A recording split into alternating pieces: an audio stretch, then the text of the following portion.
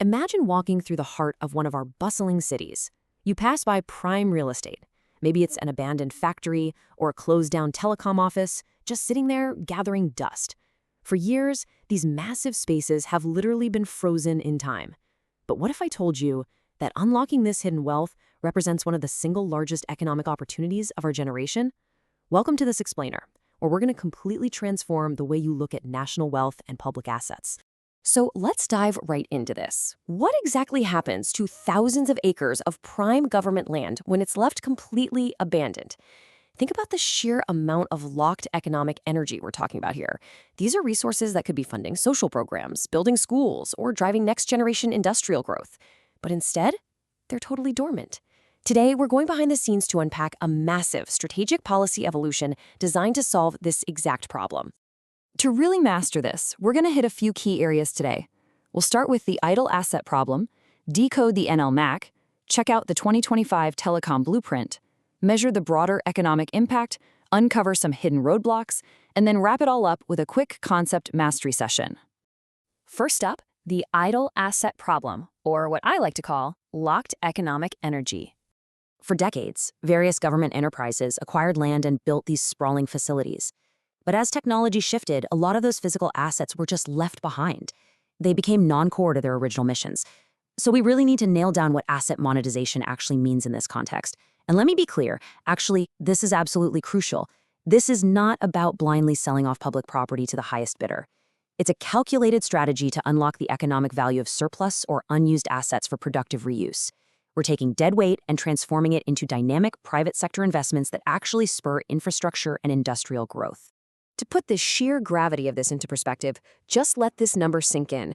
3,400 acres. That is a staggering amount of land. Official reports show that central public sector enterprises, so government-owned companies you definitely recognize, like BSNL, MTNL, BPCL, BEML, have put this massive portfolio on the table for potential reuse.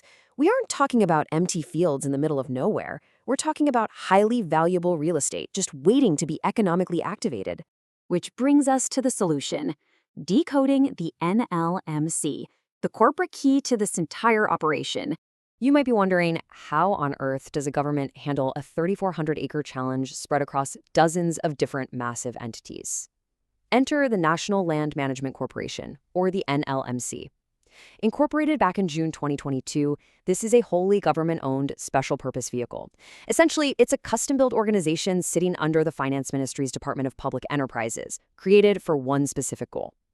Think of the NLMC as a specialized key, designed to own, manage, and monetize these surplus assets. It is the engine driving this whole thing. Now, what makes the NLMC uniquely powerful is its financial structure. It boasts an authorized share capital of 5,000 crore rupees. That is some serious financial muscle. But structurally, it's designed to be incredibly lean. It operates with only 150 crore in paid-up capital and minimal full-time staff. Instead of a bloated bureaucracy, it relies heavily on hiring specialized contract professionals right out of the private market, overseen by a merit-based board.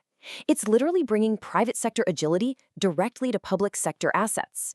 So how does this magic actually happen in the real world? It's a rigorous four-step pipeline. First, you identify the idle asset. Second, you bring in empaneled international property consultants, IPCs, to conduct high-level market valuations. Third comes the actual transfer or direct sale of the asset. And finally, step 4, capital redeployment. That's where the unlocked funds are injected right back into the economy. It systematically transforms an abandoned plot of land into active funding. Now let's look at this policy in motion with the 2025 telecom blueprint. To really grasp the impact here, we have to compare the before and after. The contrast is basically night and day. The old framework relied on these lengthy, complex auction procedures.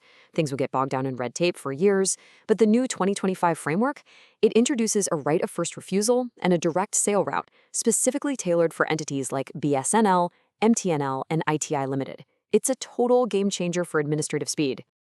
And these aren't just ideas on paper. These 2025 active measures represent a massive shift in momentum. The NLMC is now actively empowered to bypass those old bottlenecks. They're issuing requests for proposals straight to those empaneled property consultants for non-core telecom assets.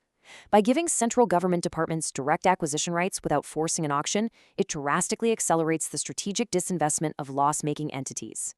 What's super interesting is the tangible reality of this right now.